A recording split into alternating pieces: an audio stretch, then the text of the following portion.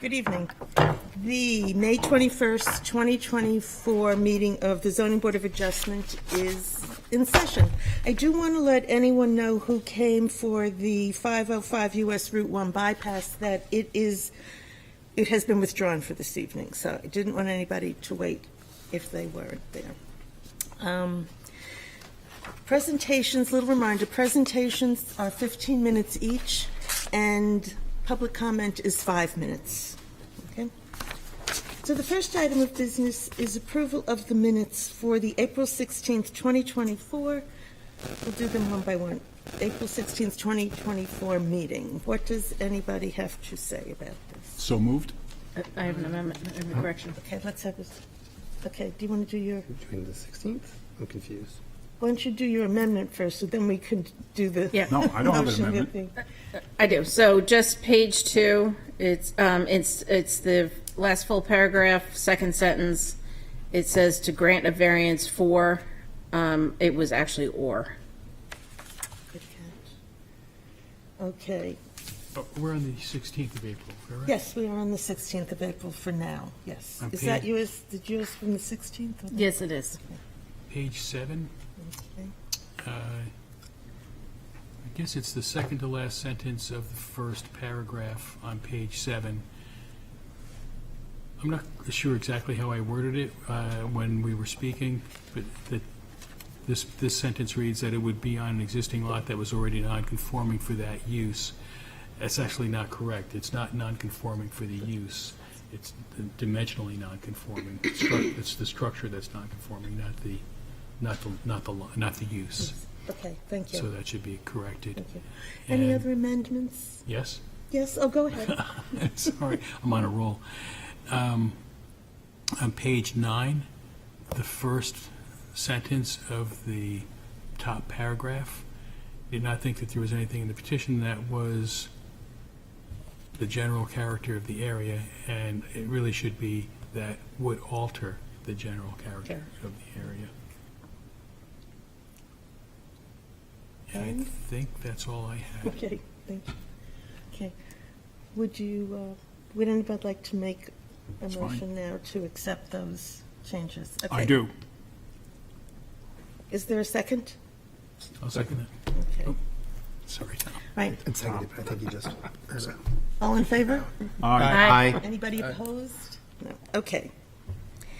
Now we will look at the minutes of April 30th, 2024. Are there any suggested amendments?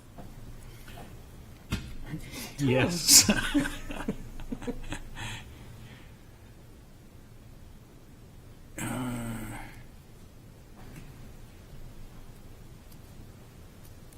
I think on page 5, what we actually discussed, he said the applicant presented a decent rationale as to why the rear addition had to be on the back side.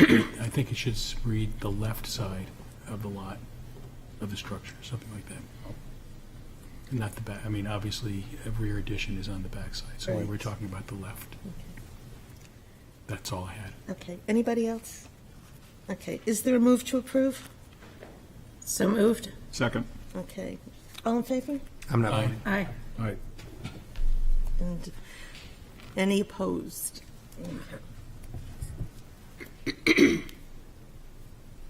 Okay.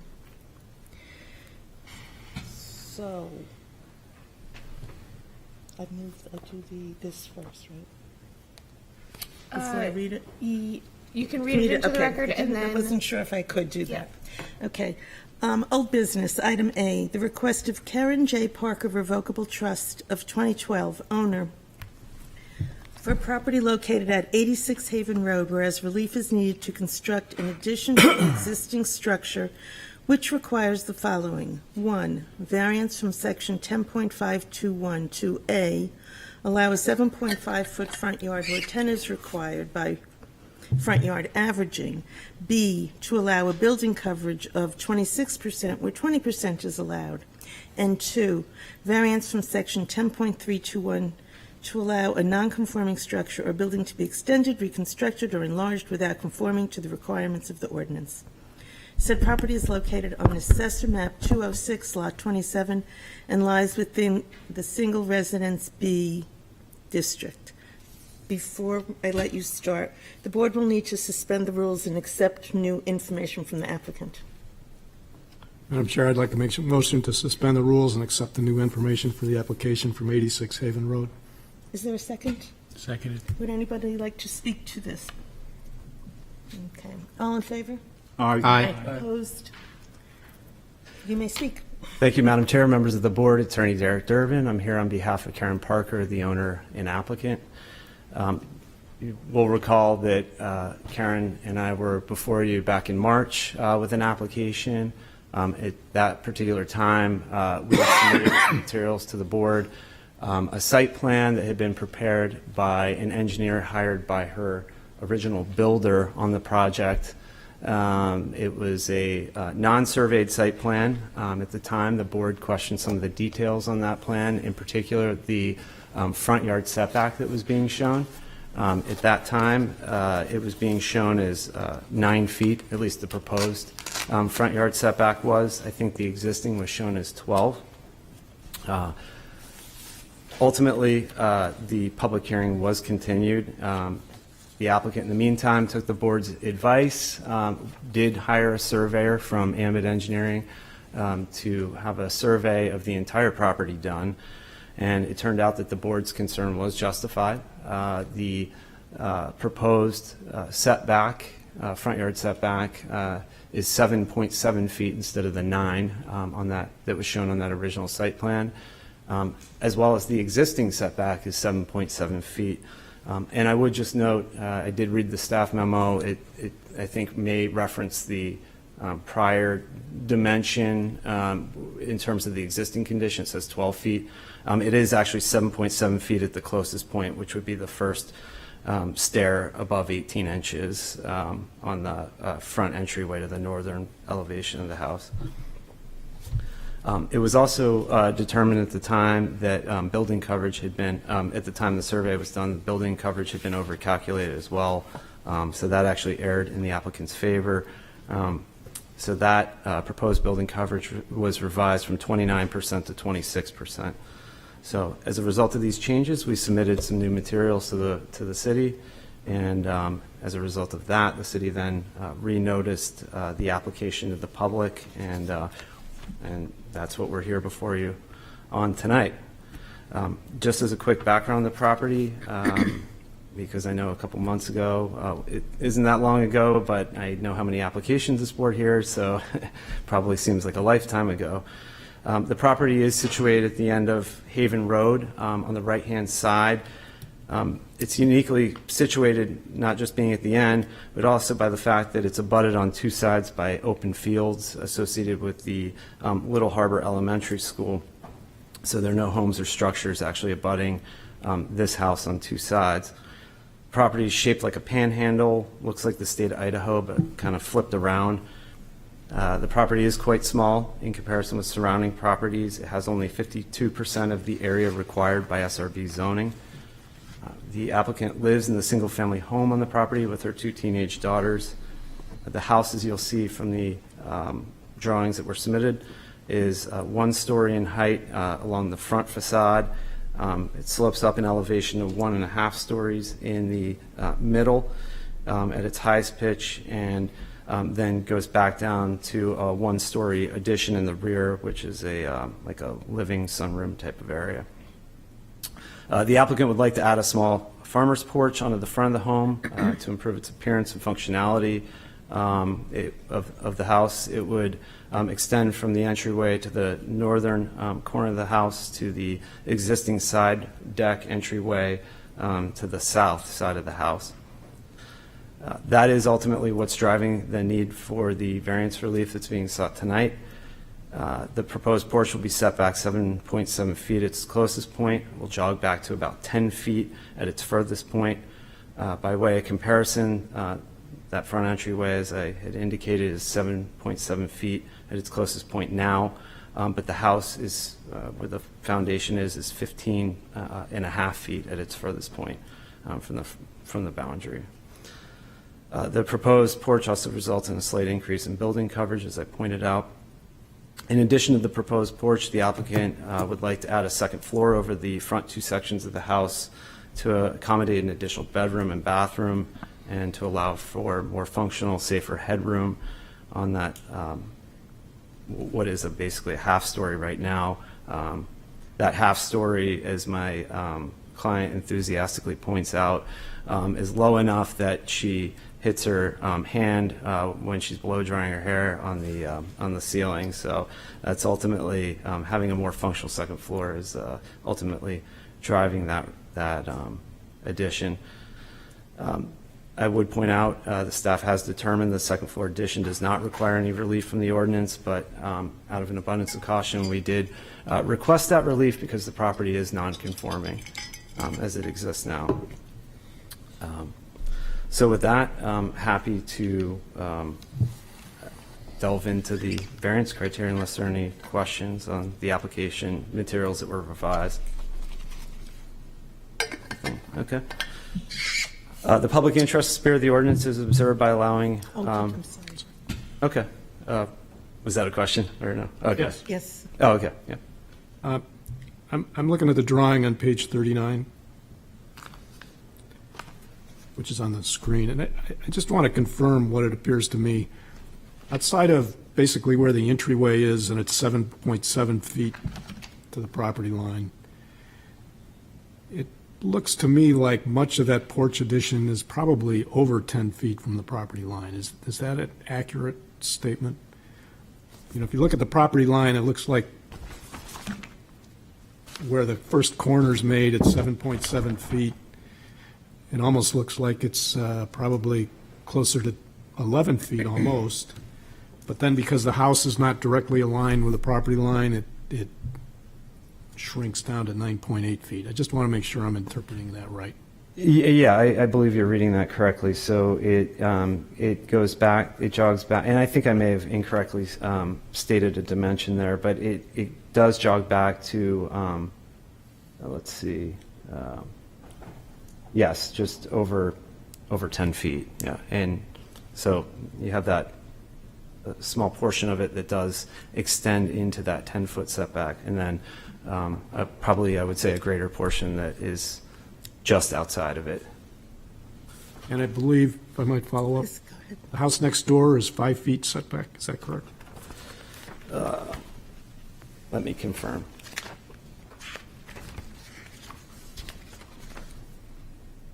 That's correct. Thank you.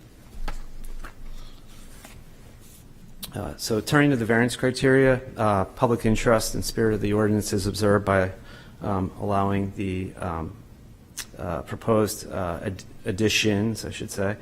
The front yard setback restriction, I think in this instance and many instances, is really intended to promote a certain type of streetscape. It's also intended to preserve light, air, and space, but a little lesser so than maybe a side or even possibly a rear yard setback.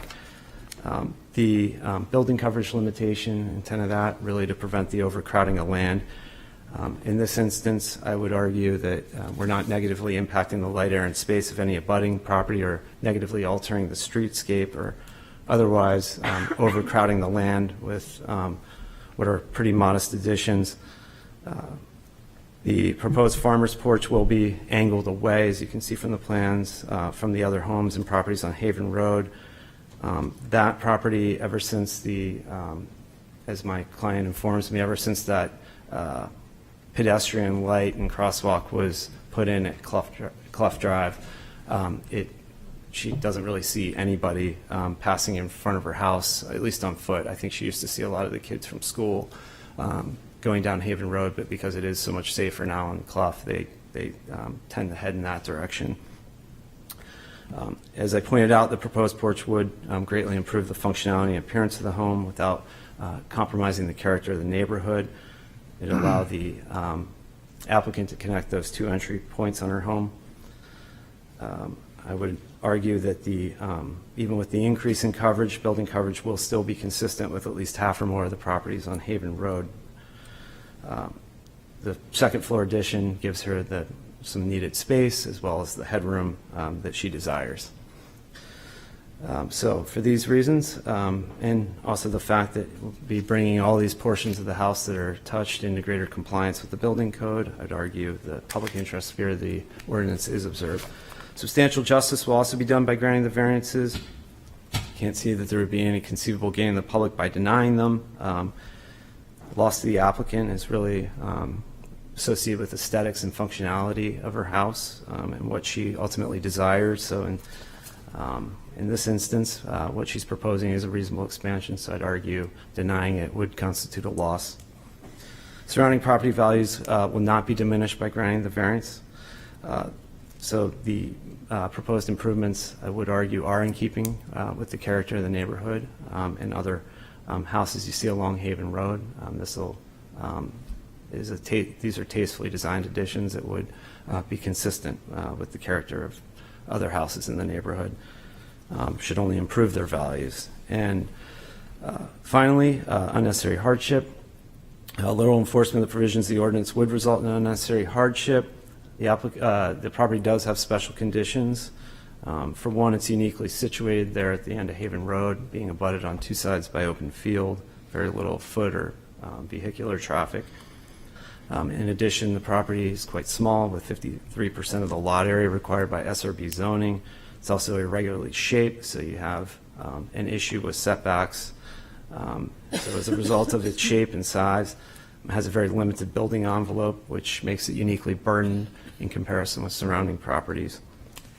The original home was constructed in 1941 per the city's assessing records, as prior to current zoning standards. It wasn't designed to account for the needs of a family in this era of time. So owing to these special conditions, I would argue that there is no fair and substantial relationship between the general purpose of the ordinance provisions and their application to the property. And lastly, the proposed use is reasonable. It'll continue to be used for single-family residential purposes, and the improvements, I would argue, are reasonable modifications to the house. So with that, I'm happy to answer any additional questions the board has. Thank you for your time. Does anybody have any questions for Attorney Durbin? No? Okay, thank you. Yeah, thank you very much. Okay, we will now open this for public comment. Is there anyone here to speak in favor of this application? I'm in favor. Well, thank you. If you would like that on the record, you have to come up here and speak.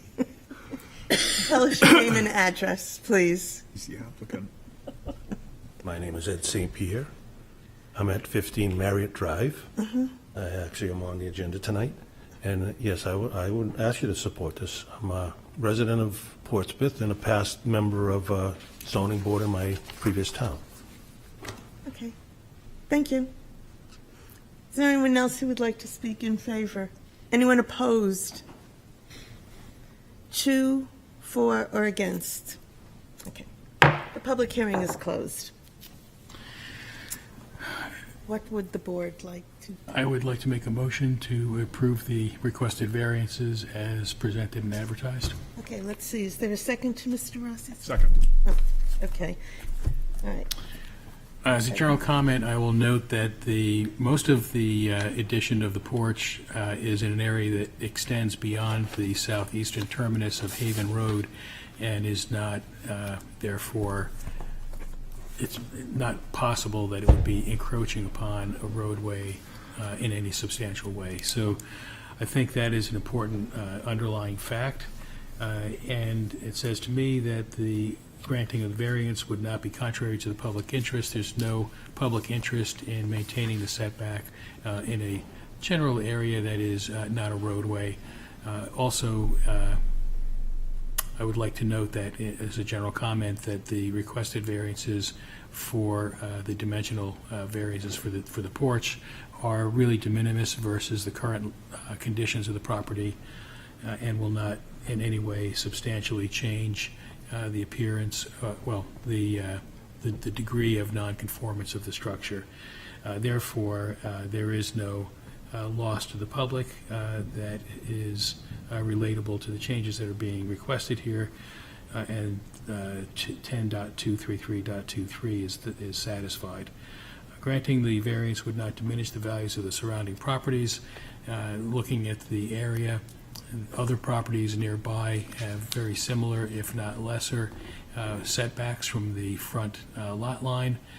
The property is also surrounded on two sides by public land that is part of the school system, and there's no possibility of impacting the value of that property. So that criterion is also satisfied.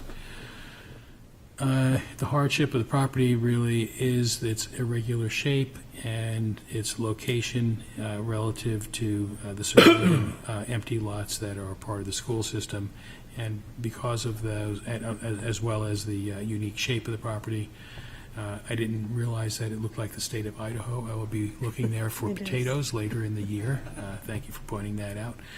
So because of those unique characteristics of the property, there really is no there is no relationship between the purposes of the ordinance and denying that would not serve the purposes of the ordinance. Therefore, it satisfies the criterion of literal enforcement of the provisions would result in an unnecessary hardship. Okay, thank you. Does the second have anything to add, Mr. Mann? Nope. No. Okay, any discussion before we vote? Yes. Just one addition. During our last discussion on this property, we expressed some concern about how close this might be to the sidewalk. And I think this drawing here makes it clear that it's not any closer really than it was before, and much of it is much farther from the sidewalk than many of the other houses on Haven Road. So I don't think that concern is valid any longer. This plot clears it up. Thank you. Okay, then a yes vote allows this addition. Okay, we'll start with Mr. Neese, Yes. Mr. Mannell, Yes. Ms. Margison. Yes. Yeah, good. Mr. Rayum, Yes. Mr. Rossi, Yes. Mr. Mattson, Yes. and the chair votes yes. So you are approved behind the pen. Thank you. There, okay. The next item of business, item B, is the request of Atlas Commons LLC owner for property located at 581 Lafayette Road, whereas relief is needed for after-the-fact installation of an awning sign which requires the following. 1, variance from section 10.1251.2 to allow a 32-square-foot awning sign, whereas 20 square feet is allowed. Said property is located on Assessor Map 229, Lot 8B, and lies within the Gateway Corridor District. Is there anyone to speak to this application? Anybody online? No. Atlas Commons, now's your time. So what is our process in Well, this we case? could move it out of order in case they came later. You could do that. Or we could do it And I without can prejudice. send a message to, I am happy to send an email to the applicant. I don't have another way of contacting them. Or you could postpone it to the next week's meeting Okay, on the 28th. I would move that we postpone. okay. Do we postpone to the 28th, or do we have to do it till the next month? Next month. We have no meeting on the 28th. Yes, we Oh, we do. We do? Yeah, we actually do. Okay. Sorry, Paul. It won't be on our published agenda. It takes time, doesn't it? We can put it on the agenda, and because it was noticed for this meeting, Okay. postponing it to the next meeting would formally put it on that next agenda. I think since the property is currently in a state of nonconformance, we should address it as quickly as we can. Okay. So is there a motion to do just that? So moved. Okay, is there a second? The motion is to have the applicant come back on the second meeting of this month, June 20th. Second. Okay, thank you, Mr. Neese. All in favor? Aye. Aye. All opposed? Okay. So the next item is withdrawn, and we are in new business. The request of Ryan Lingmutgut, owner for property located at 137 Walker Bungalow Road, whereas relief is needed to demolish the front deck and construct a new deck on the front of the existing home, which requires the following. 1, variance from section 10.521 to allow a 20-foot front yard where 30 feet is required. 2, variance from section 10.321 to allow a non-conforming structure or building to be extended, reconstructed, or enlarged without conforming to the requirements of the ordinance. Said property is located on Assessor Map 202, Lot 4, and lies within the single residence B and lies within single residence B district. Anyone to speak to this? Are we here on the wrong night? Thank you. Are you for tour or are you for this one? I'm Ryan.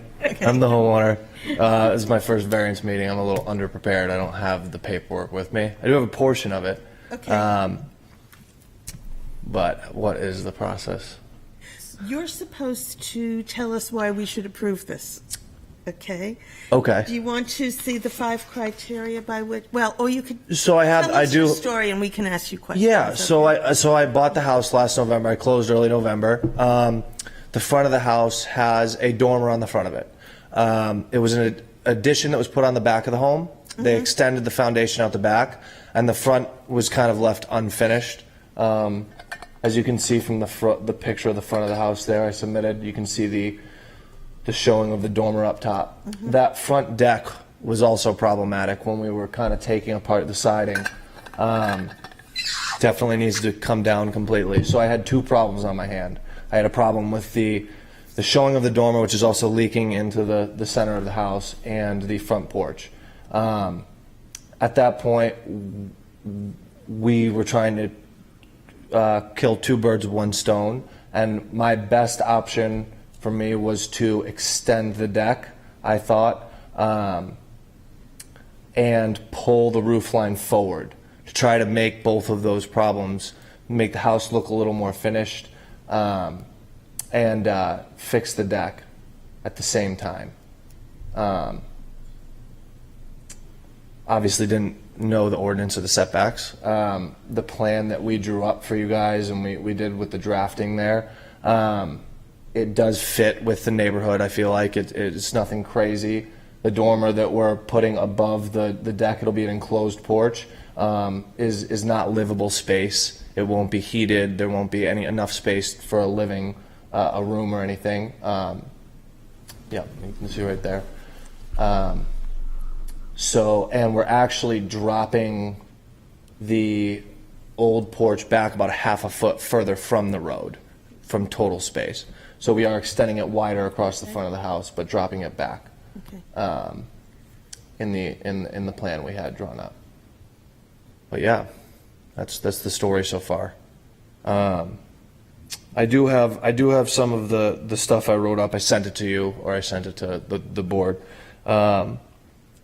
To address the analysis criteria, the variance meets the public interest.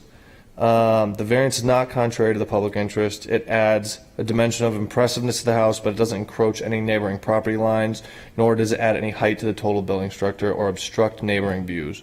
While the variance is for the road setback relief, there is still the same amount of distance between the road and the current porch attached to the home. The spirit of the ordinance. Respecting the need to not have homeowners encroach the road with building is important. The variance seeking does not encroach the road any more than the current porch does. We are only looking to extend the foundation of the porch across horizontally of the house. Substantial justice will be done. In order to make sure we comply with all the bounds we're seeking, we'll have a manager at all times who is proficient in the setback code, making sure we follow the exact draft of how we've drawn up the addition. The value of the surrounding properties will not be diminished. The goal of the addition, as part of a series of other renovations, is to make the home look more up to date in subtle, respectful ways. We do not encroach the neighboring property with this addition, the porch, nor will it be disruptive to their land, view, or ecosystems. I believe the final product of this home will be a positive addition to the surrounding properties. Enforcement of the ordinance would result in unnecessary hardship. The addition to the home that was added around 10 years ago looks incomplete viewed from the front of the house. The current porch wasn't built properly, and I'm looking to rebuild the original idea of the porch, but in a way to make the house look more complete and in a way that complements the overall home. Okay, thank you. Are there questions for the applicant? Yes, Mr. Ram. Thank you. So just taking a look at your property, so one of the things that we try and look at with front yard setbacks like yours is the relative distance of some of your neighboring properties and their homes relative to Walker Bungalow Road. Do you have any like generic, thoughts on that would help the board to be able to say that you're essentially in alignment with the characteristics of the neighborhood? Can you repeat the first part of the question? Yeah, so the front setback that you're asking for Yes. is 10 feet less than what's required. Right. Are any of your neighbors similarly, are their homes situated closer to the road than the 30 feet? Do you have any sense of Off the that? top of my head, I don't know. Okay.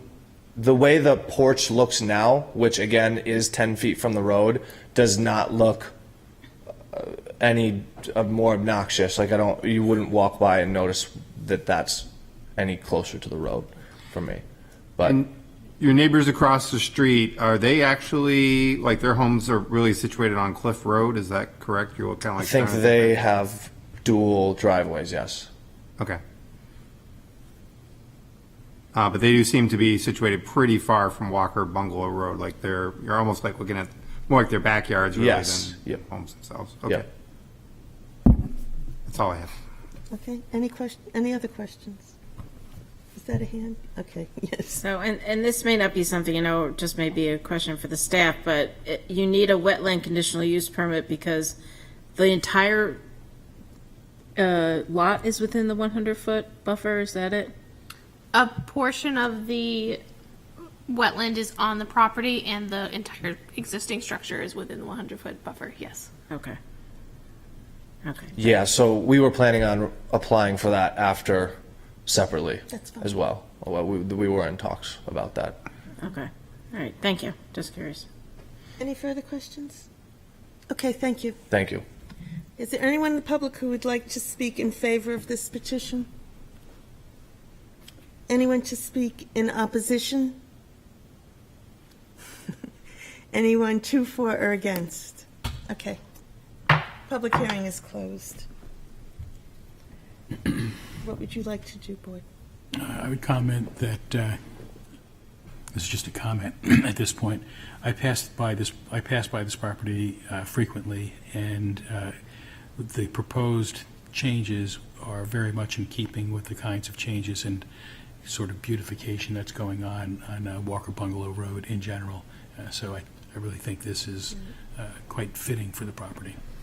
And to Mr. Graham's question, my observation is, having been there not all that much, but that the houses are different. They're all set up quite differently. There's nothing that the petitioner would be doing that would be that different, or again, that much alike the others, because it's eclectic. The neighborhood is eclectic. Eclectic. In a lot of ways, I think this is like almost an ideal type of project because it modernizes the house, makes it more livable. It addresses a structural issue with regard to its integrity for water, but it doesn't really, create a massive new structure in the Glad you can neighborhood, feel which is the better. kind of thing that, that we tend to hear a lot about. Right. Yes, exactly. Mr. Neese. I'll make the motion to. No, you're not Mr. Neese. Oh, sorry.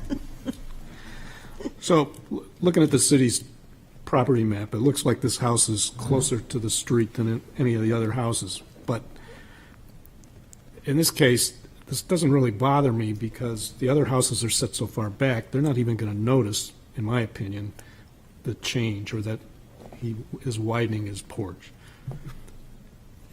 Thank you. A motion, further comment? Oh, I'm sorry, Mr. Mantle, you wanted to say something. Well, you wished to. I make a motion to approve the application as presented. Is there a second? I'll second that. Okay, thank you. Driving by, looking at this application and taking in what all the fellow board members have said, the request is minimal because it's not changing the current setback. The 30-foot setback is kind of problematic on this road. It's not like a semi-urban, it's more of a rural setting. As the chairman said, the houses are eclectic, diverse. They are. And he's not changing anything, only to the front of the house and just extending it to have a much more presentable street presence. So with that, 10.233.21, granting the variance would not be contrary to the public interest. Yeah. I don't think the public has much interest in your porch. Granting the variance, .22, granting the variance would observe the spirit of the ordinance. I believe it would. Granting the variance, .23, granting the variance would do substantial justice. Yes, it would. Because we're not really changing anything that's currently going on. Granting the variance, .24, would not diminish the value of surrounding properties. If anything, it would improve the surrounding properties. And .25, literal enforcement of these provisions of the ordinance would result in an unnecessary hardship. The property has special conditions distinguish it from other properties in the area, and owing to these special conditions, a fair and substantial relationship does not exist between the general public purpose of the ordinance provisions and the specific application of that provision to that property, and the proposed use is a reasonable one. That's your hardship. Everything there is as is. To enforce it would be a great hardship for you. You're not changing anything other than expanding the porch to the length of the house for a better street aesthetic. And that's why I made the motion. Okay, does the second have anything to add? No. Okay. Any discussion before we vote on this motion? Okay. Mr. Neese, Yes. Mr. Mannel, Yes. Ms. Margison, Yes. Mr. Rayam, Yes. Mr. Rossi, Yes. Mr. Mattson, Yes. and the chair votes yes. You can go ahead. Thank you. Okay. Okay. Item B under new business. The request of John C. Please forgive me, and you can tell me how your names are supposed to be pronounced. Is it Wallin? It is. Okay. And Janine M. Giorgenti? Thank you. For property located at 5 Cleveland Drive to amend the variances granted on July 18th, 2023, to install a 6-foot fence along the primary and secondary front of the property to include the following. Variance from section 10.515.13 to allow a 6-foot fence to be installed on top of a 3.5-foot tall retaining wall to create a total structure height of 9.5 feet where 4 feet is allowed. Said property is located on Assessor Map 247, Lot 74, and lies within the Single Residence B District. Is there anyone to speak to this petition? Yes, please. Go ahead. Go ahead. For tall people. Feel free to use the hand mic if that's not working for you either. Okay, let's see. Is this good? All right. Good evening. You may remember us from last year. We were here on July 18th of 2023 when we first applied for the variance to put the 6-foot fence in our backyard where only a 4-foot fence is allowed because of the unique nature of our property being at the corner of Cleveland Drive and Taft Road. All of our property is considered a front yard and we have no backyard. But as you can see from the photos, we do use the back part of our house as a backyard. Our slider opens into the deck, into the yard, and we used to have a play structure back there on the flattest part of the yard. And so that's why when we came to install our in-ground pool, we requested the variance so that we could put a 6-foot fence in the backyard for privacy and for protection regarding the in-ground pool. Fortunately, we did receive permission from you all last year to do that, but when construction began and the excavators came to dig the hole for the in-ground pool, as you can see, or maybe the older photos will show it better, the flattest part of the yard slopes down to street level. And so when the trucks were trying to get into the yard to do the work, they were sliding down the hill. And so what the contractors did was they dug the earth away to make like a road to get to the backyard to dig the hole for the pool. And so they installed the pool, And then the construction began for the patio, for the pavers around the pool. And as you can see from the original variance last year, the plan was to have a natural rock wall. But when construction began, the landscaper said that they didn't think that would be secure enough for the patio, and they suggested the Allen block wall instead. And so we went with their suggestion, and they installed the Allen block wall. Shortly after that, but before we began installing the fence, we received word from the town that they wanted us to stop the work, that they felt that the wall was a change in the original variance when we came here. And so we did that, and we are here today to request again to install the 6-foot fence in our backyard for privacy and protection of our pool. You wanted to add them? Do you want to, would I you will like us go to through go all through the- all of the same reasons? please. Okay. Yes, please.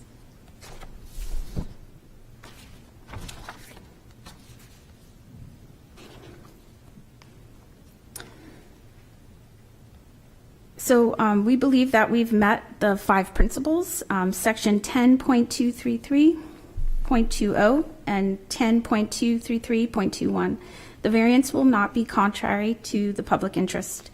The proposed fence would not limit light or circulating air to our neighbors, as their houses are set back considerably from our property line, and one of them is set substantially higher than the proposed fence line.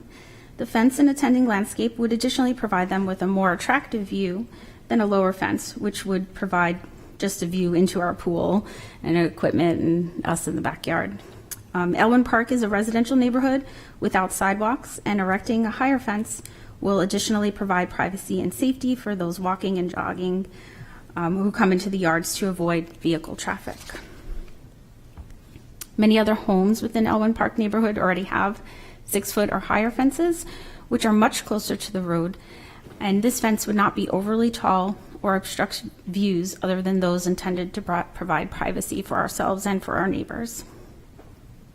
So factor 2, 10.233.22, the spirit of the ordinance will be observed. The spirit of the ordinance to prevent unsightly tall fences which obstruct or interfere with abutting properties, full access to air and light will be respected. The uniqueness of the plot having no backyard, as well as having abutting homes built at a higher level than our property, renders a 4-foot fence insufficient to meet the substantial needs of privacy and security offered by a 6-foot fence. The intent is to provide similar privacy that an orthodox plot would benefit from, and improve the lives of neighbors and pedestrians by providing sufficient separation between the pool, our personal effects at 5 Cleveland Drive, and our neighbors' full use and enjoyment of their properties. At the same time, the additional height of the fence offers no impairment to our abutters' rights. Factor 3, 10.233.23, substantial justice will be done. This request is substantiated by the unorthodox nature of the lot design and situation of the building on the property at time of construction, and not by the special need of the owner or disagreement with the ordinance. Number 4, 10.233.24, the values of surrounding properties will not be diminished. The values of the surrounding properties will be improved by looking at an aesthetic fence consistent with the character of the neighborhood, rather than a neighbor's personal effects that would typically be in a backyard. Likewise, they will enjoy increased security and privacy with a higher fence, providing adequate separation between our proposed, well, our now built pool and their front-facing windows and doors. The mechanics for the pool are, as they exist now, will be below the proposed 6-foot fence, hiding them from view of our neighbors or people passing by.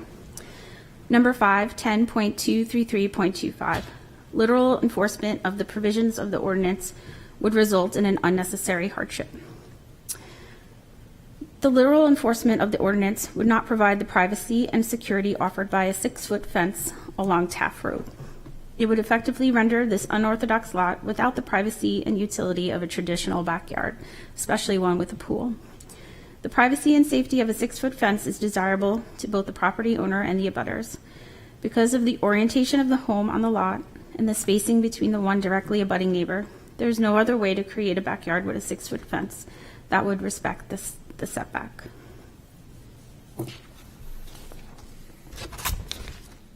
Really, the fence would just be security for the pool and protect our privacy. We're not taking away from others' enjoyment of a scenic view or a lake or a park or anything like that, just for privacy and protection for the pool. And we're happy to answer any questions that you have. Are there yes, Mr. Neese? Thank you very much. I wasn't here for the last meeting, so I got a couple questions related to that, I think. Is there really a significant difference in the location of the fence between what was approved last year and what's being proposed here at this meeting? There is not. It was always our intention, and what we asked for last year was to put the fence at the height of the pool. So the wall doesn't change where the fence would have been located. It always was intended to be built up by the pool and not at the street level. Did I answer that correctly? Of course. Okay. Of course. The other thing is, and I don't know how familiar, I don't know how familiar you are with our property, but if you look at our property from other angles, you would see that the wall is actually not visible from most of the street because it is actually below the yard level. Sure. If I might ask a follow-up question, you've got a couple pictures in here of what you're proposing, and it looks to me like the fence is proposed to be behind the Allen block wall. Am I interpreting that correctly? That is correct. Is there planned to be any connection or linkage between the block wall and the fence? No, so, Thank you. okay. Sorry, I didn't mean to cut you off. No, it's fine. Which direction would you like me to go in, Janine? I have your whole submission up here, so if you want me to go to a certain slide, just let me know. Oh, I guess back to the wall is fine. Did you want me to elaborate more, or? I guess what I'm getting at is it looks to me like your plan is to have, you've already got your retaining wall, your Allen wall. Your plan is to put a fence some distance behind that retaining wall that's not attached to the retaining wall. In other words, it's a separate structure. Correct. Thank you. Ms. Marchison? So my question is, I did go view the property, and I would disagree with you that you can't see that. The Allen wall is very visible from the streetscape driving around it. And I did not see any other fences in that area. So my question to you is did you consider using bushes or anything to provide streetscape for the pool? With, Oh, I was just going to say, yes. So we and do still have a plan to landscape the backyard consistent with how our neighbor's yards and our front yard is landscaped. We needed to stop doing that. We were requested by the city to stop with the fence installation, and our landscapers said that we should put in the rest of the dirt in the backyard, leveling it to the single height of the fence, and then plant everything accordingly after that. So the landscaping will be between the fence and the Allen wall? There will be landscaping between the Allen wall and the street and between the fence and the Allen wall. Okay.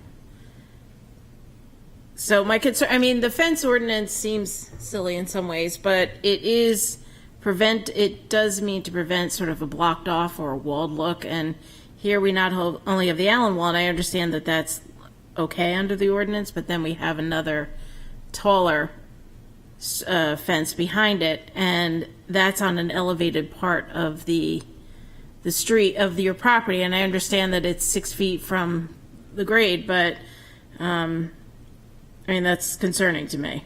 So the height of the property never changed, even though the wall was installed. It changed approximately 7 inches, and I know that because our deck was there before we did all this, and we only lost 1 step, which I measured is 7 inches.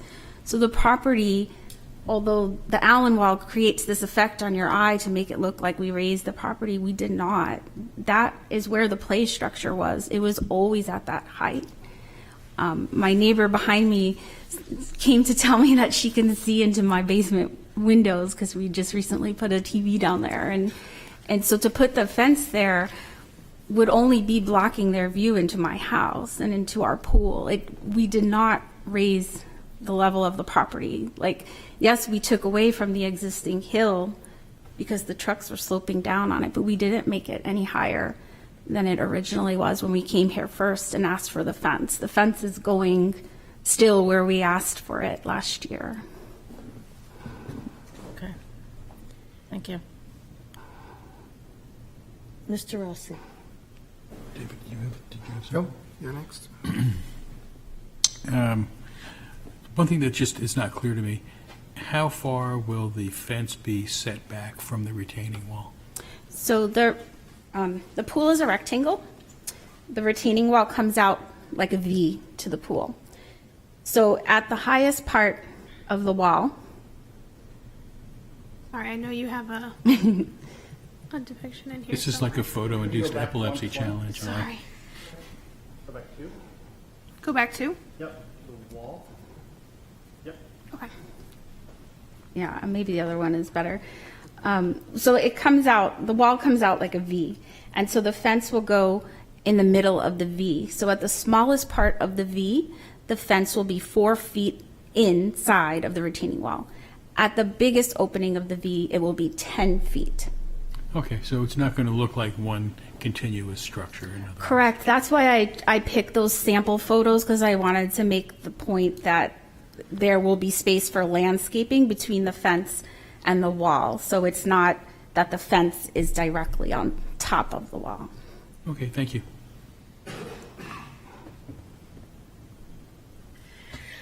Yes, Mr. Rand?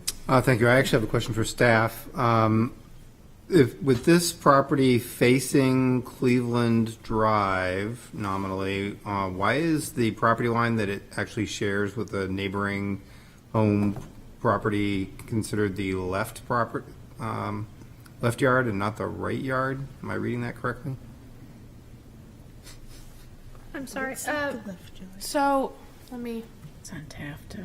Sorry, I forgot my iPad tonight, so I have to use this. Okay, so Cleveland is where it derives its address from. So that's the primary front. Did I mislabel the left yard as a right yard? No, just the opposite, actually. In my mind, it would be a right yard, and is labeled as a left yard in our existing and proposed conditions. I think it's a left yard. So technically, the way that we looked at it was that it has 3 lot lines. Cleveland as the primary front, Taft as the secondary front, and then the neighboring lot line as the left side yard. And the basis for calling it left versus right is? Because if you're looking at it from Cleveland, it's on the left. It's on the left. Okay, got it. Thank you. Are there other questions? I have a question for staff. How far set back from the retaining wall would the fence need to be to not be considered the fence height plus the retaining wall height? Outside of the, so that's a good question. And I don't know if I have an answer for you all, to be honest. But the reason that it triggered that, needs a variance again is because it was for 2 reasons. It was different than what the original application had proposed. And then it was also at one point within 3 feet, and when we measure grade from existing to proposed, it's 5 feet out from that. So because it's within that 3 feet, it triggered going down to the bottom of the wall. Okay.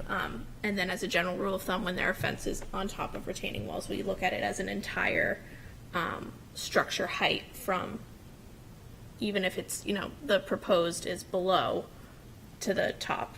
Gotcha. So it would read as 9.5 feet. Okay. Do you have a further question?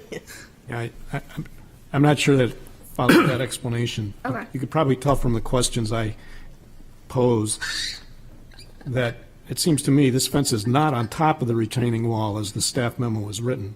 Right. And so it's unclear to me why it's being treated as if it's one structure and not two. Now, is it because that one corner, and according to the applicant, the nearest point is 4 feet away from the retaining wall? And so if it's 4 feet away and you said it's, I guess that's within 5, Within 5. but where is that specified in the ordinance? So that is an interpretation that I took from when, in the definition of when you're looking at grade, building, I think it's under building height and then it's existing grade or average grade plane. It explains how to measure grade plane on a variable surface. And it explains that it's 5 feet out at varying degrees. It's on page 76 and 77 of the staff memo.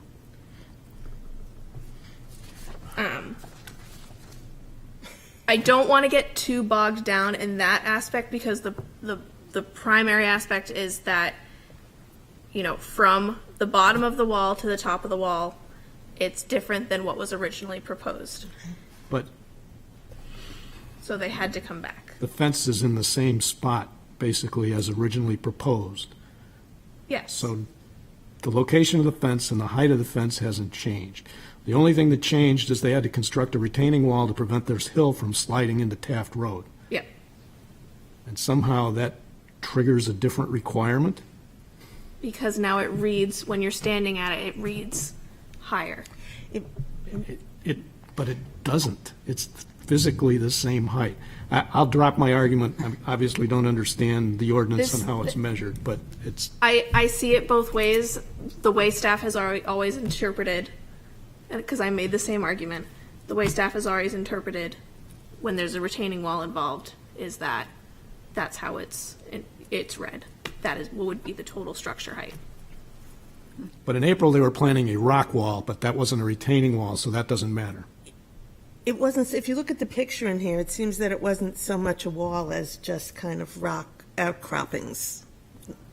I'm sorry, there's a, Right. The question, I can answer it. was that a question? Sure. No, that is correct. We originally had a stone wall on the property, and some of the stone wall does still remain and is on either end of the retaining wall, and that had been our preference. And had we not had to remove all of the rest of the yard, that is what we would have preferred to have installed. I'm going to So try. I'm sorry. No, can no, I- go ahead, Mr. Rossi. Is the situation then that on the street side of the retaining wall, the land is actually lower now than it was before because it was scraped back? That is correct. And so that's what changed the measurement of height, is because you're referring to now a lower point. It's not that the fence was built up, it's that within the 5 foot of one portion of the fence, the land was actually scraped down. Yes. So that's the Thank you result for in that this clarification, technicality. yes. Right. Thank you. Are we set with this? I will stop. So, if we were today to take a yardstick from Cleveland, from your street, and put it where the fence is today as to where the original proposal was, there would be very little difference except that those 7 inches you talked about? Yeah. Yes. Okay, and I understand this is different because we're averaging height and everything, but in general, the fence is starting no higher than, okay. Are there further questions? Okay, thank you. Thank you. Thank you. Oh, they did the question. Is there anyone in the public who would like to speak in favor of this petition? Is there anyone who would like to speak in opposition? Anyone to speak to, for, or against? Okay, the public hearing is closed. I would like to make a motion that we approve the requested variance as presented and advertised. Is there a second? Second. We'll let Mr. Neese get it this time. Go ahead, Mr. Rossi. Okay, in this particular case, we are looking at a variance to approve something that we already approved with a prior variance, and that is this fence at this height on this property. And the reason for the variance request is that there was a change in the grade past the retaining wall, and that change in the grade brought the ground level in that area closer to street level, and that stimulated an interpretation by the planning department that a new variance was needed. Fair enough. However, because the height of the fence is basically identical to what we had approved previously, and because the fence is visually set back from the retaining wall, it will not appear as a monolithic structure any higher than what we had previously approved in the past. I would like to know if I could incorporate our prior reasoning on the zoning variance criteria by reference without having to re-enumerate them. I would say no. Everybody's Can you giving me touch on a frowny look and saying no. Yeah. Yeah, I think you need to touch on Was that a frowny look? No, we'll do. I think we would like you to. Okay, all righty. You won't get any frowny looks from me. I'll do it. So it is not contrary to the public interest to have this fence at this height. It serves a legitimate purpose for securing the pool against accidental access, particularly by minors. We probably are all aware that pool drownings are a very substantial cause of mortality in children, and it actually serves the public interest to have a secure fence around a pool area. And so that criterion is met. Granting the variance would do substantial justice.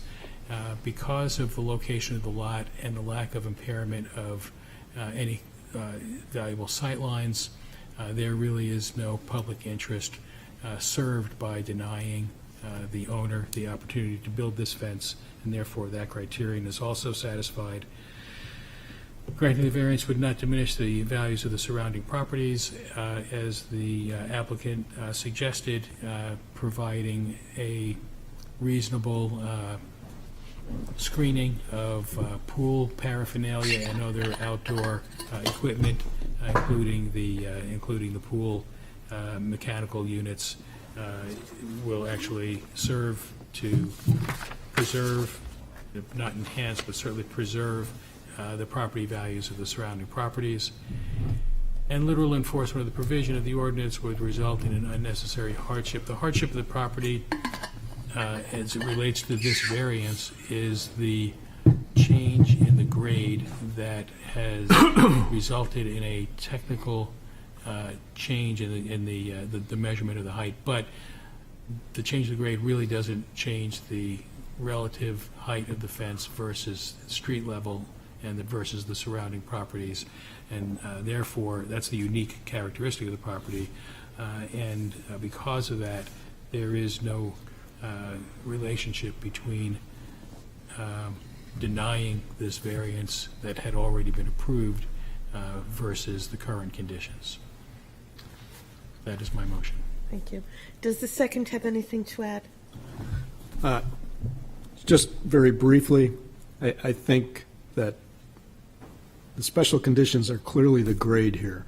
I don't think the pictures actually, no offense to the photographer, do it justice. I think the way the property slopes towards the back, or I should say increases in back on the height, is really a condition that makes it difficult to construct a fence that provides privacy and safety without having it relatively high from the street. And it hasn't changed since the last variance was granted.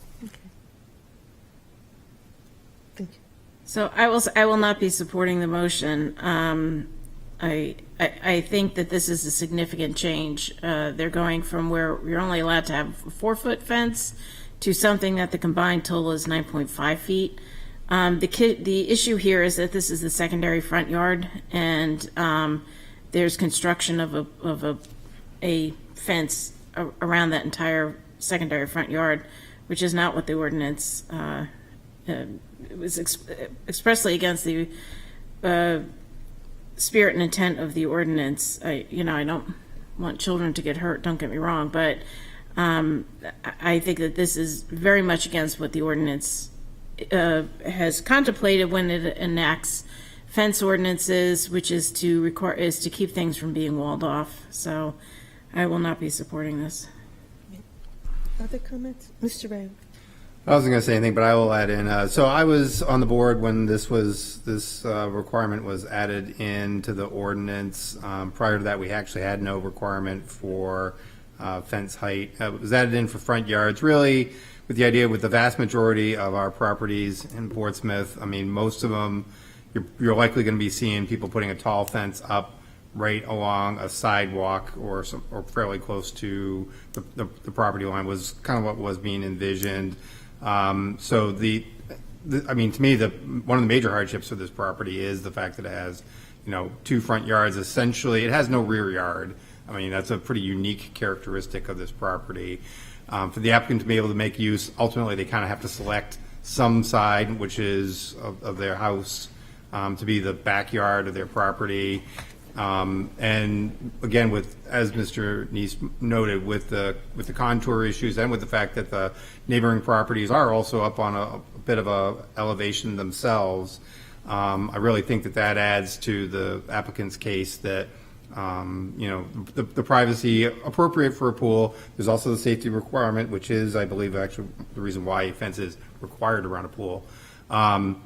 In this case, it also has a privacy element that is appropriate, and really it's set back, fairly far from the road. You have no sidewalk there. It's really more of a driving area, not really a pedestrian area. I do think it is well within what the spirit and intent of the ordinance was when it was enacted a number of years ago.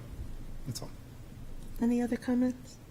Okay, I'm going to support this for many of the reasons that Mr. Ram touched on. That the new ordinance really was so that your house would not be shut off, so that you wouldn't be behind a tall fence. But in this case, that's just not true at all. I mean, there's plenty of land. It won't affect any neighbor at all. And when you go down the street, I just don't think that you will get the feeling that you're enclosed or deprived of light. So I would support this ordinance. And if there are no more comments, we will vote. Mr. Neese? Yes. Mr. Mannel? Yes. Ms. Margerson? No. Mr. Rayam? Yes. Mr. Rossi? Yes. Mr. Mattson? Yes. And the chair votes yes. Okay. You're approved. Thank you all very much for your time. You too. So very much for understanding what I've been trying to say. We got there. Thank you. Okay. The next item of business is the request of Edmund R. St. Pierre, owner, for property located at 15 Marriott Drive, whereas relief is needed to create a second driveway in front of the existing garage, which requires the following. Variance from section 10.1114.31 to allow 2 driveways on a single lot, where only one is allowed, per section 3.2.3 of the site review regulations. Said property is located on Assessor Map 292, Lot 167, and lies within the Single Residence B District. Is there anyone to speak to this petition? Please come forward.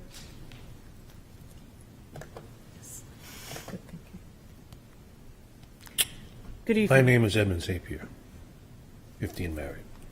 As an aside, Derek practiced many cases in front of me, and I felt that he did his client well, and that's why I spoke to only that one, because I understood what he was saying, and I've been in a similar situation at my house.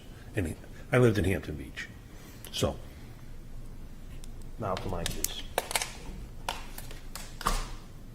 I have one issue is, I did bring a couple of pictures that I grabbed from the driveway permit application that I thought might help some descriptions that I'm going to make. You can and certainly pass those out. Yeah, I didn't know if you needed to make a motion. I've only got 3 copies of each, so I thought maybe you just pass them around, everybody can glance at them. There is one document in there that I just received on the 7th in my meeting with the planner and the lawyers. Anything you give us, you will not get back tonight. I have this. Okay. I just want So to the the building permit, the original building permit that I just received on the 7th, I just want people to look at the top of page 2. There is a description there that will come up. So, I didn't know how many members you had. That's fine. We will share. We don't know sometimes, too. I can kind of explain to you that. This shows the cars. I always park my cars facing out as opposed to. I'm sorry, any public comment It needs has to be to in be front of the there. mic.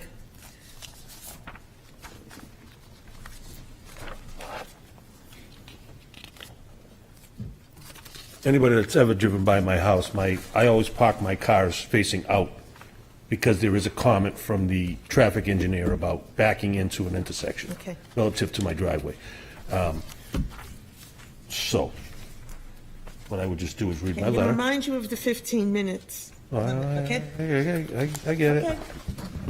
I'll read my letter, I'll read you the criteria, and I'll go through the exhibits, and I'll answer questions.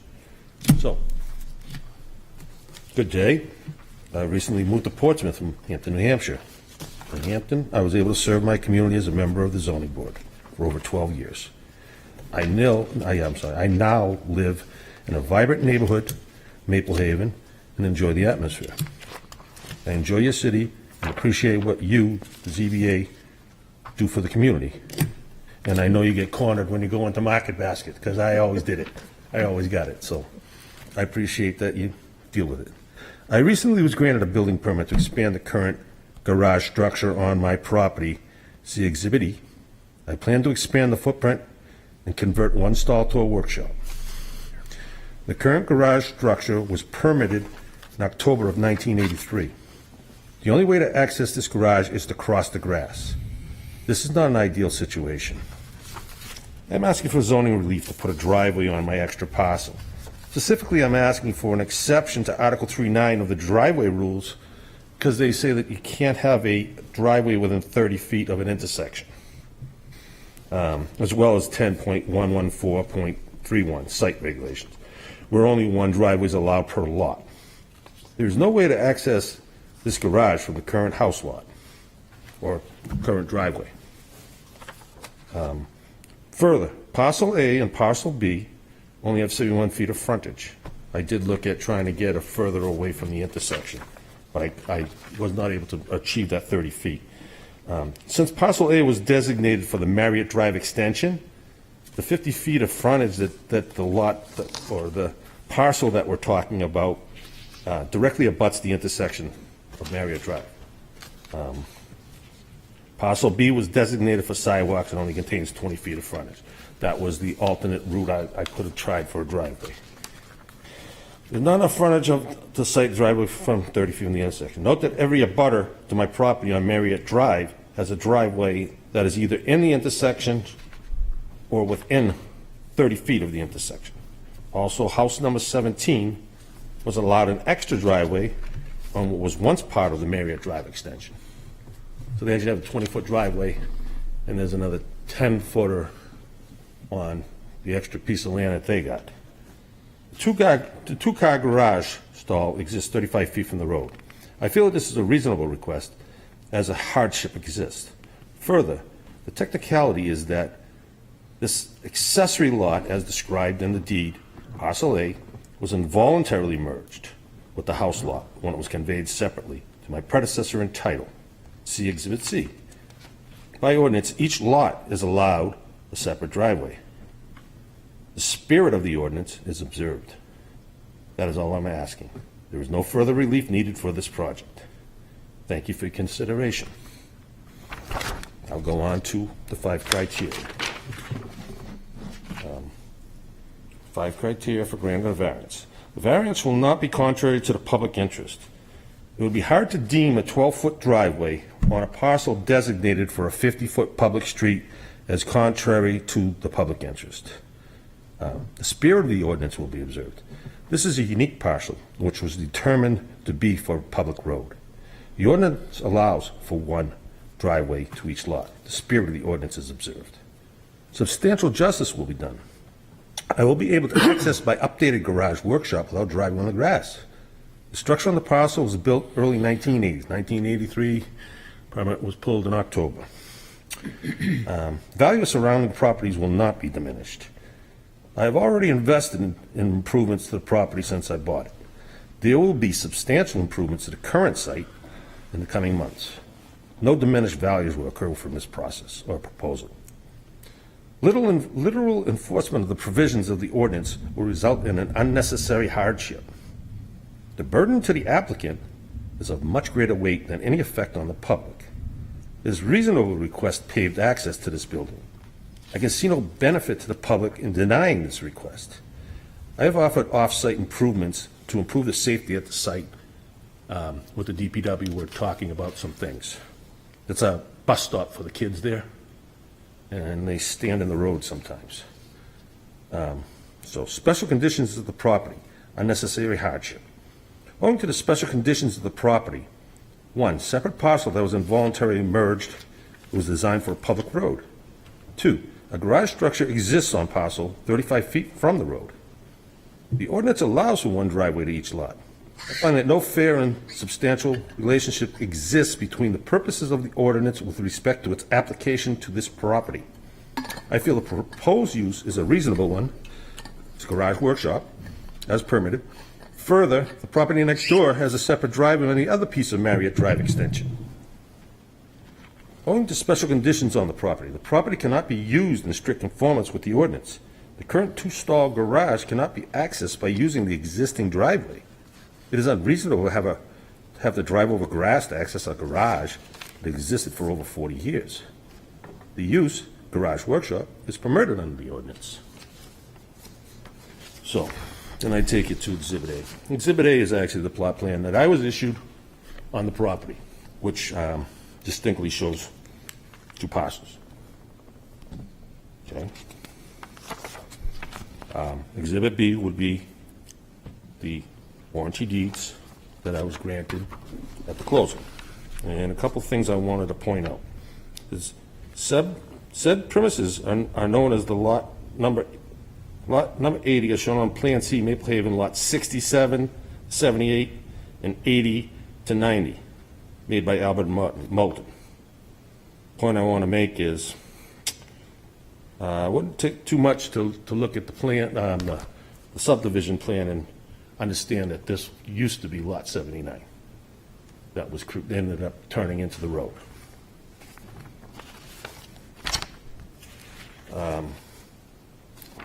I go to Exhibit C, which is the quitclaim deed from the city of Portsmouth. Okay, and I had a highlighted one, but I don't know what happened to it. A certain lot or parcel of land is in the description. It was conveyed at a different time than the house lot. Okay. There's also a restriction. The within premises is sold subject to the restriction that no structure shall be built or located on the premises other than a structure accessory to an existing building on lot 80.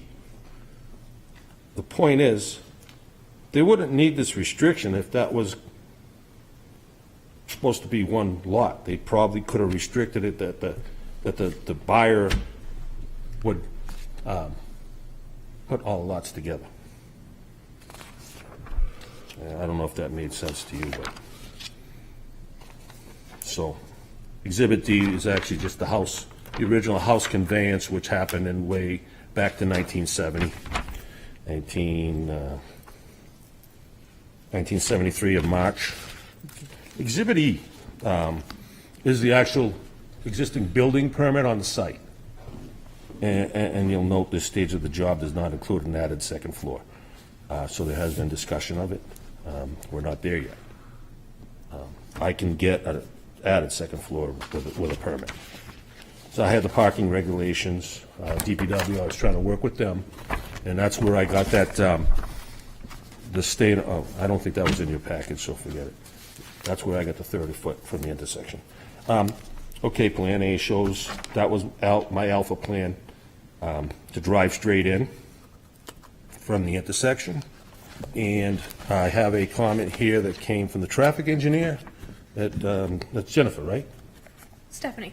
I'm sorry, Stephanie. Plan A, with the driveway coming out directly into the intersection, will be the better of the two, because I had looked at it a different way. While not desirable to have vehicles backing into an intersection, that's why I put the pictures, because I'm trained, because I'm a phone guy, and you're supposed to back in. So that's what we do, okay? And I have kids that I'm always watching out for in the morning to make sure the kids aren't coming to the bus stop. So, these are low-volume streets, and the condition already exists at other intersections in the neighborhood. So that, instead, Jennifer. Stephanie. Stephanie, I'm sorry. I don't know why it's Jennifer, but anyways, she can attest to that, as it was her that forwarded it to me. So, I mean, there's a few pictures that I put in there, and those two extras came out of the driveway permit to show you, my cars are always parked facing out. So it wouldn't be as much of an issue with me driving out as opposed to backing into the intersection, as other properties, like the other picture that I gave you, they back it right into that intersection to get out. So, that might be it for me. So, I know, I just wanted to go over a couple things. I did have the existing conditions and the proposed conditions. So, I mean, I did my best I can. I tried to show that I was nowhere near any of the setbacks. Okay. Was the general gist of those pictures, those drawings. So then the last one is what is referenced in the deed, the plan of lots, Maple Haven. And again, it says 67 to 78, 80 to 90. Well, if you took all those numbers and you say, well, where logically would 79 be? Well, we're talking about it. That'll be the end of my presentation, and I'm willing to answer any questions. Are there questions? Questions? Yes. So I have a Ms. couple Murchison. questions. So, your existing conditions photograph, is that bench where the bus stop is? Yes, I actually added that bench. That was one of the first projects I took on when I moved there. That is to benefit the parents that wait for their children in the afternoon. I actually used to do a lot of bench work in Hampton Beach, repairs, new ones. Okay. I participated in the beautification committee, and that was part of the things that I did for them. Okay. So I just want to make sure I'm clear. So I recognize the lots were involuntarily merged, and maybe this is actually a question for the city staff, but where was the paper street? It's the lot that we're talking about. It's the, That's that whole other lot. It's this parcel 1 as indicated on this site plan. So it is one lot now, but this parcel used to be a separate lot for the paper street, which was merged into parcel 2. okay. All right. So they're sort of the same thing. So, okay. And All right. indeed, it's described as parcel A, and parcel B was a 20-foot piece of, it was a rounded corner that was probably going to be the curbs. And what happened was, I'm assuming they probably gave that to the property to square it up, because when the road wasn't made, they were basically losing frontage. And the deed restriction says that on that parcel 1 that was merged with parcel 2 is they can't build any structure unless it's accessory to the one on 2. Okay. Absolutely. I just want to make sure I got that right. Thank you. Are there further questions? Okay, thank you. I'm going to open it to the public. Oh, so I got to step away. Is there anyone in the public who would like to speak in favor of this petition? Anyone in opposition? 2, 4, or against? Okay, then the public hearing is closed. Yes, Ms. Margison. I'll make a motion to approve as presented and advertised if I get a second. Unless Second? people want to discuss. I withdraw my motion if you would like to discuss. I'll second. Okay. Okay, Ms. Mr. Ray Margison. doesn't want to discuss. Okay, so moving to I-criteria variance, I have to go back to the beginning of the thing because Steph didn't get us pictures, but anyway, just kidding. So She was starting to panic. Yeah. Reassure her. Starting to schwitz a little over here. So, the first two variance criteria are granting the variance would not be contrary to the public interest, and granting the variance would observe the spirit of the ordinance. These two criteria are usually analyzed together, and in this case, the spirit and intent of the ordinance is not to have multiple driveways on one lot. However, this is an exception to that, and although it is against the spirit, the intent and spirit of the ordinance, the reality is that because of the special conditions of the lot, which I'll get to later, I believe that it is acceptable in this situation. Also, owing to the city's traffic engineer, this is their preferred plan. That he would like this one as opposed to the other one. We did not have that one before us, but that is, in his professional opinion, the preferred plan. So I take that into consideration in deciding that this variance would not be contrary to the public interest and spirit of the ordinance. The third criteria is granting the variance would do substantial justice. And here, if there is not a benefit to the public that is outweighed by a loss to the applicant, the variance would do substantial justice. The public will not be harmed at all or will not lose anything by this property having two driveways on it. Fourth, granting the variance would not diminish the values of surrounding properties. We did not get any testimony on this. However, I do not think, and given that in the immediate area there is another property that has a double driveway on it, that it would diminish the values of surrounding properties.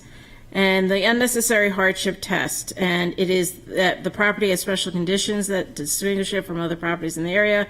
And owing to these special conditions, a fair and substantial relationship does not exist between the general public purposes of the ordinance and the specific application of that provision to the property, and the proposed use is a reasonable one. This property truly has special conditions. It is the result of an involuntary merger, and as part of that merger, there is a deed restriction that says that a structure cannot be constructed on one of the lots. The part of the lot, it is now one lot, that has the garage on it, that is not accessory to the structure, which is the house on the other part of the lot. There is no other property in the area that has those special conditions. So therefore, there is not a fair and substantial relationship between the general public purposes of the ordinance provision and the specific application of that provision to this property. This property, the part of the property that will need the second driveway will be leads to an existing garage, and the proposed use is a reasonable one. Driveway that is needed to access a accessory garage to a property is a reasonable use. And for those reasons, if I said it correctly, I would move that we approve the variance. Do you have anything to add, Mr. Graham? Thank you, Madam Chair. I do. I do think this is actually in keeping with the spirit of the ordinance and the overall characteristics of the neighborhood. It is kind of an intriguing neighborhood in the sense that there is a lot of these developments, there is sort of a scattering of driveways in sort of different locations. In general, I am not a fan of a second driveway on a particular lot. I think there's been a couple other cases that we've had, one about a year or so ago, where I was highly discouraged it. But I do think in this particular case there is some strong and compelling reasons to say that it's essentially within keeping with the neighborhood. I think the applicant has provided good evidence that certainly in terms of the potential city's concern of having it go into the intersection, there are several other driveways that are essentially either right into the intersection or very close to it.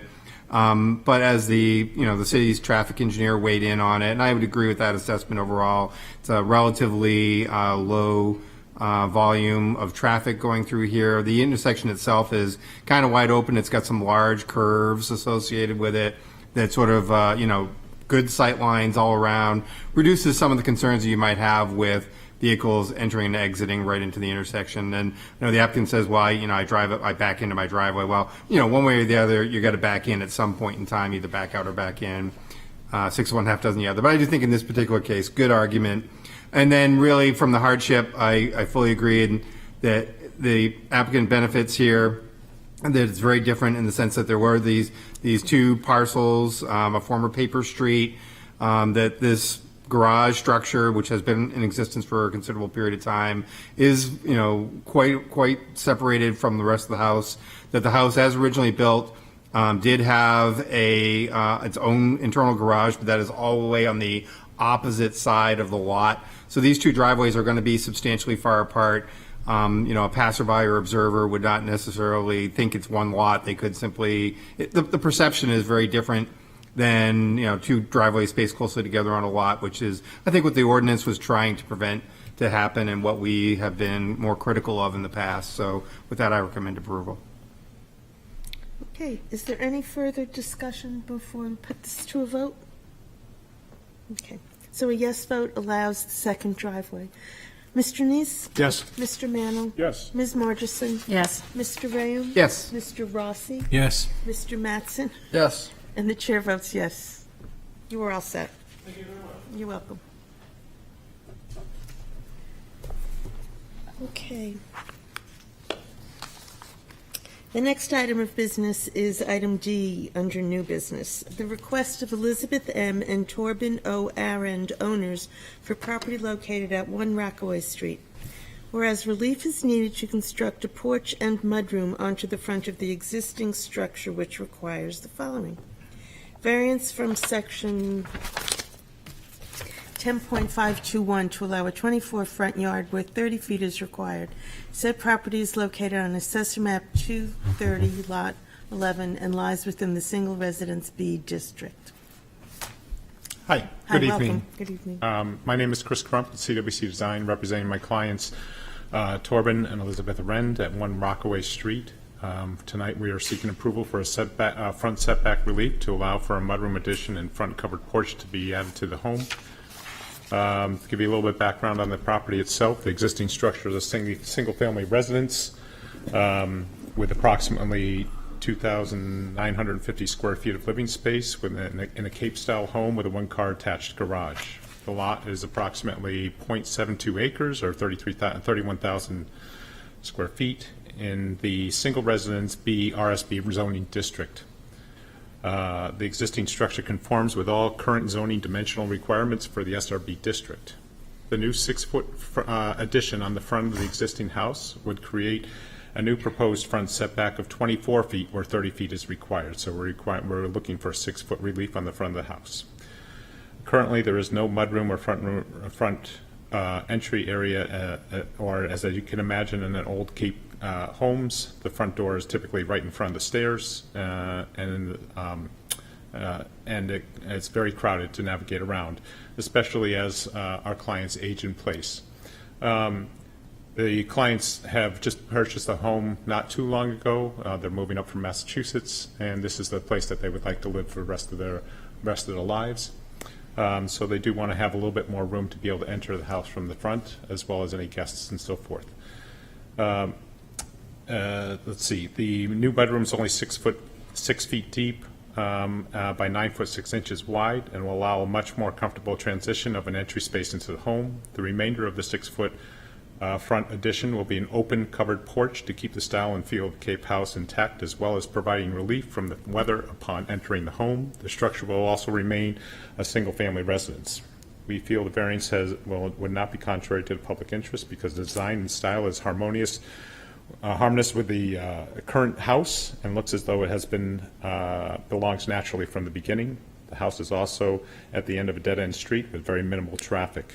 The spirit of the ordinance would be observed in that all the neighboring homes are also 24 feet or less, and in actuality, a number of the homes in that little neighborhood there, the front of the homes are 20 feet or less. So it would still fit in line with the rest of the neighborhood. We also believe this is why substantial justice will be done, and the values of the surrounding properties will not be diminished if this application is approved, because all the surrounding properties are similar in scale and depth to the street, or even closer to the street than 24 feet, as I mentioned. And then we feel that this addition would seamlessly blend in with the neighborhood and not be more detrimental. Literal enforcement of the provisions of an ordinance would result in unnecessary hardship in that the new entry provides an easier way for the homeowners to navigate through the front entry of the home, as well as a closer travel distance from the street, especially the homeowner plans to age in place. And a small ramp could be easily added to the side of the covered porch in the future to allow accessibility to the home. Also, again, we feel it would only be fair for the homeowner to have the same rights as the neighbors who have structures closer to the street. And we appreciate your time and consideration. Thank you. Thank you. Are there questions?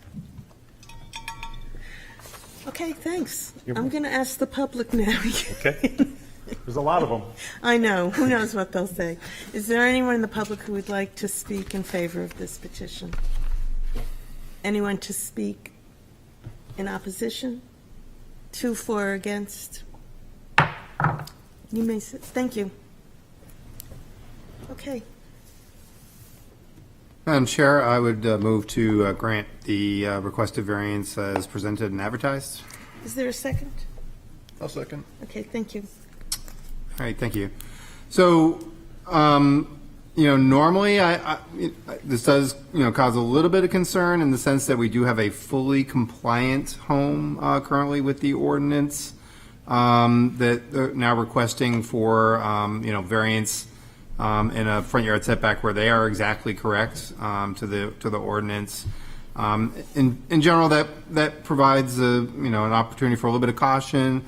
But I do think that the overall circumstances of this application do meet all of our criteria, and I'll detail that now. So granting the variance would not be contrary to the public interest, and granting the variance would observe the spirit of the ordinance. For this particular case, the 30-foot setback, I think the applicant has made a pretty good argument that the overall characteristics of this sort of really almost like a little micro neighborhood. It's kind of intriguing. I had no idea where Rockaway Street was. It's got to be amongst the shortest streets in Portsmouth, although we have a few pretty short ones, so it's probably not the record holder, but it's right up there.